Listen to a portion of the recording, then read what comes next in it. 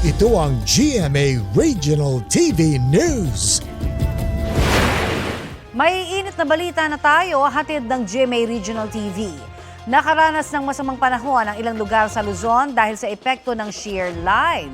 Chris, saan po yan?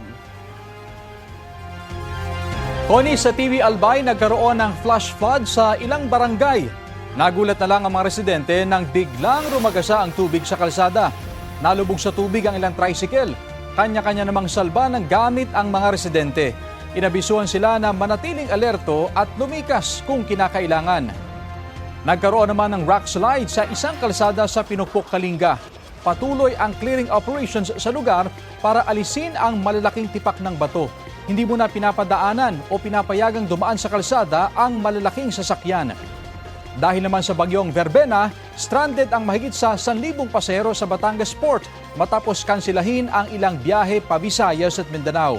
Sa uling ulat ng Philippine Ports Authority kagabi, nasa 1,194 na pasahero ang stranded doon.